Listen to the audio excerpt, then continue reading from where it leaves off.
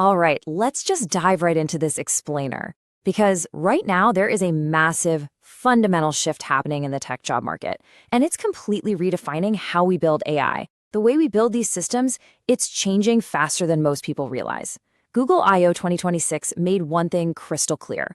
We have fully transitioned from AI that simply assists you to agents that can independently navigate complex tasks across your entire workflow. So today we're going to cover the 4 biggest shifts in AI engineering right now. We'll talk about why prompt engineering is fading, what loop engineering actually means, how multi-agent orchestration works, and what tools like Antigravity 2.0 mean for your actual day-to-day workflow. Let me start with a number that should absolutely get your attention. LinkedIn just analyzed millions of jobs started between 2023 and 2025. And the number one fastest growing role across literally all industries for 2026, it's the artificial intelligence engineer. Not data scientist, not machine learning researcher, the AI engineer. And the specific skills employers are desperately asking for, things like LangChain, RAG, and PyTorch.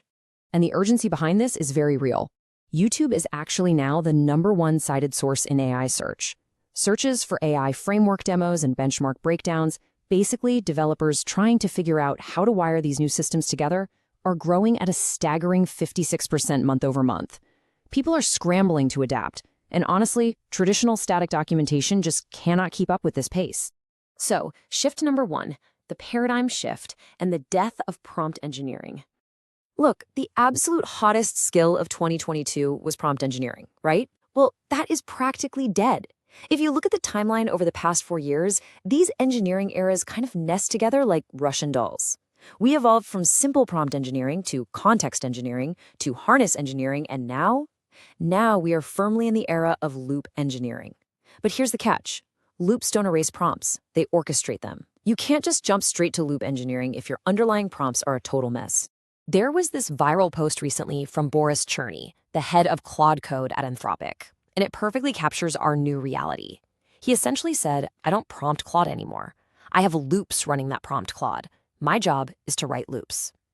That realization hit the industry like a ton of bricks. It got nearly 700,000 views in 24 hours, because anyone who is actually building with AI knows that sitting there typing out manual prompts, it simply isn't scalable anymore. Addy Osmani over at Google Chrome echoed the exact same thing. The crucial takeaway here is that you are no longer the operator holding the AI's hand. You are now the system architect. You're stepping back from the day-to-day execution level and moving up to the design level. You're defining the goals, and then the AI iterates, it checks its own work, and it corrects itself. It's a total game changer. All right, shift number 2, the mechanics. Let's look inside the loop engineering stack. To make that shift from prompter to architect, you need a completely new toolkit. There are 5 core building blocks that let your AI actually execute safely. First, automations. These kick off agents on schedules without you needing to do it manually. Second, work trees. These create isolated parallel environments so your agents don't step on each other's toes. Third, skills, which basically give your agent documented project knowledge. Fourth, plugins and connectors to tap directly into your real-world tools like GitHub or Jira. And fifth, subagents, which let your main AI delegate tasks to highly specialized roles. But wait, there is a forgotten 6th element that actually makes this whole shebang work. Memory. Without persistent memory, your agent literally wakes up with amnesia every single time you run it. It forgets everything. By implementing memory, and hey, that could be a complex database or literally just a simple markdown file, you create a bridge between sessions. You turn isolated prompts into a continuous, self-improving system. Moving on to the 3rd major shift, multi-agent orchestration.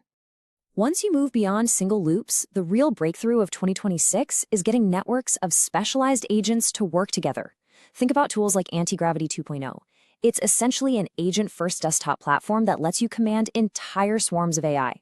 So instead of just a single chat box, you've got dynamic subagents acting like digital minions, you've got asynchronous background tasks running on JSON behavior hooks, and get this, live voice transcription where you can literally just talk out loud to orchestrate parallel work streams. It's wild. And you know the market is responding super aggressively to this. Companies are just straight up abandoning general-purpose chatbots in favor of hyper-specialized tools. Social media AI and research AI are seeing astronomical growth. We're talking over 1,000%, while basic stuff like image generation is just kind of flatlining at around 26%. This explosion of really specific tools means there's a massive, massive need for orchestration. To put that into perspective, the scale here is mind-bending. Google's AI mode just surpassed 1 billion monthly active users globally. 1 billion! And 1 in 6 of those searches is now multimodal, meaning users are combining voice, images, or video. The systems we build have to adapt to this. Users are demanding these complex, multi-step solutions, and you need sophisticated agent networks to deliver that. Which brings us to the fourth shift, surviving the reality of production.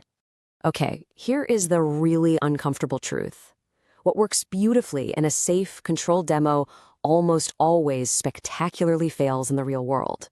Right? In the demo, your agent is happy, the responses are fast, your CEO is nodding along, but in production, oh boy, you get hallucinated contract clauses, massive misattributions, and catastrophic errors firing off at 3 a.m. while you're scrambling to fix it in your pajamas.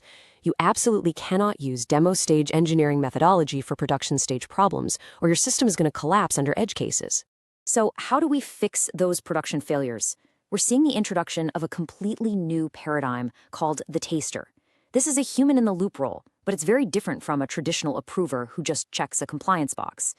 The taster makes directional value judgments. They don't do the actual execution. Instead, they sit at key nodes in the loop and inject vital taste, basically deciding, okay, keep going, correct course, or stop entirely. It's that nuanced judgment that AI just can't reliably automate yet. And this radically changes how we view growth and scale. The future of enterprise AI isn't vertical anymore. It's not about scaling up by making one single agent a little bit smarter or faster. The future is scaling out. It's about orchestrating vast horizontal networks of collaborating agents across the entire organization. Just look at scaling out in action. We are seeing real companies right now running over 2,900 AI agents in their daily operations, working right alongside just 1,400 human employees. Let that sink in. When agents outnumber human workers 2 to 1, designing a single agent loop just doesn't cut it anymore. You are essentially managing a digital workforce. So, the final piece of the puzzle, the career mindset shift. What does all this aggressive evolution mean for your personal career trajectory in 2026? Well, it starts with having the right tech stack. Employers are actively prioritizing candidates with high AI literacy. They want experts in LangChain for memory, RAG for data retrieval, and PyTorch for the heavy lifting. In fact, most leaders now heavily prefer an AI-fluent system designer over someone with just raw traditional coding experience. You have to fundamentally shift your mindset. The traditional engineer wrote static code, maybe acted as a prompter, and kept a single focus. But the 2026 AI engineer, you are shipping entire systems. You are a network architect orchestrating multi-agent collaboration, managing persistent memory, and setting up strict safety guardrails. You're no longer just doing the work. You are building the machine that does the work. I love this quote because it perfectly encapsulates the relentless, iterative mindset you need to thrive right now. Add retrieval, add tools, add guardrails, add evals, deploy it, break it, improve it, repeat, skip the noise, ship the system. That right there, that is the exact mantra of the modern AI engineer. All right, let's dive right into this explainer. We are looking at a massive, massive paradigm shift that is completely redefining AI engineering right now in 2026. I mean, the way we build and interact with these systems, it's changing way faster than most people realize. So here's what happened. Over the past 4 years, we've seen a quiet but massive paradigm shift. And I want you to really understand this because it explains everything else we're about to discuss. We have officially transitioned from AI that just, assists you with a single manual task to AI agents that independently navigate complex workflows.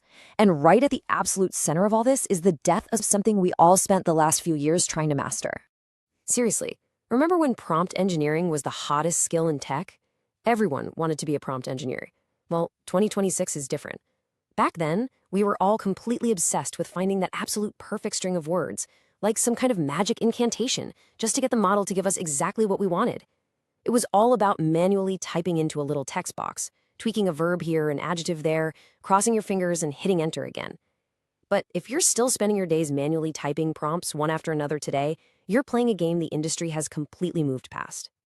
Let's look at how we actually got here, because it builds on itself. In 2022, we had prompt engineering. You tell the model what to do and how to output it. Simple, but highly manual. By 2025, that evolved into context engineering. We realized pretty quickly that just asking a question wasn't enough. You're not just writing prompts, you're engineering the entire context window, deciding what information the model gets and how it's structured before you even ask the question. Then in early 2026, we got harness engineering, building the environment, the constraints, the tools, the observability that one single agent runs inside. And now, in mid-2026, we have loop engineering, the fourth layer on top of all of them. Actually, Andrej Karpathy, one of the absolute legends in AI, predicted this shift early on. He famously noted that prompt engineering should give way to context engineering. And he hit the nail on the head, right? It wasn't going to be about the raw instruction itself anymore. It was about engineering the data environment the model operates in. It just perfectly illustrates how the trajectory of AI has always been moving away from our manual human micromanagement and towards sophisticated system design. Now, here's the key insight. These aren't replacements, they're nested. Context includes prompt. Harness includes context. Loop includes all of them. Layer 1 is your prompt, the core instruction. Layer 2 is the context wrapping completely around it. Layer 3 is the harness holding that context. And finally, Layer 4 is the loop, acting as the overarching system connecting the whole shebang together. You can't just jump to loop engineering if your prompts are garbage and your context is a mess. Every layer solves the bottleneck of the one before it, but introduces totally new engineering challenges. If you want a functional loop, your foundation has to be rock solid. But here's what's actually happening. The people building AI systems have stopped prompting agents directly. On June 7, 2026, Google Chrome engineer Addy Osmani published a blog post officially defining loop engineering. His definition, and I quote, "Loop engineering is replacing yourself as the person who prompts the agent. You design the system that does it instead." Think about that for a second. That is a massive conceptual leap. The top minds in the field aren't manual operators anymore. They are building the automated systems that do the prompting for them.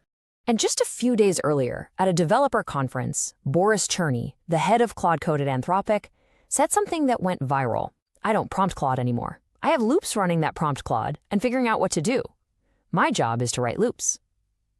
That clip got nearly 700,000 views in 24 hours. Why? Because it resonated.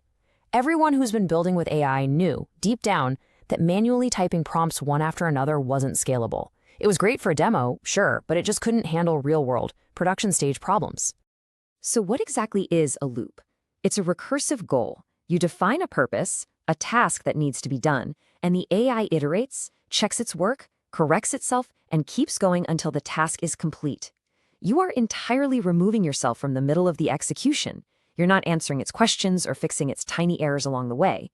To visualize this, let's look at the mechanics. You input the task, the agent acts, the system checks the work, corrects any errors, iterates, and finally completes it. You're not holding the agent's hand the entire time. You're designing a system that finds the work, hands it out, checks it, writes down what's done, and decides the next thing. It is literally like setting up a continuous conveyor belt, moving through an automated quality check, without needing a human to stamp approval at every single step. You set the destination, and you let the self-sustaining system navigate the journey. And that brings us to the ultimate takeaway here. This entire 4-year evolution represents a fundamental shift in your professional identity. On side A, we have the operator or prompter, someone focused on manual ad hoc fixes, doing individual work and seeking static outputs. But on side B, we have the system designer, the architect. You are now orchestrating complex systems, building evaluation frameworks, and setting up safety guardrails. That's the shift from operator to system designer, from prompter to architect. So as we wrap up this explainer, I want to leave you with a question to really chew on. Will you build a loop this week or keep manually prompting? My challenge to you is to step out of that operator mindset today. Try designing just a very simple system that discovers a piece of work, gets it done, checks it for accuracy, remembers what it did, and then decides what to do next. Start small, see what breaks, improve it, and repeat. Because that right there, that is exactly how you become a highly sought-after system architect in 2026. Thanks for joining me for this explainer, and I can't wait to explore more of these wild shifts with you next time.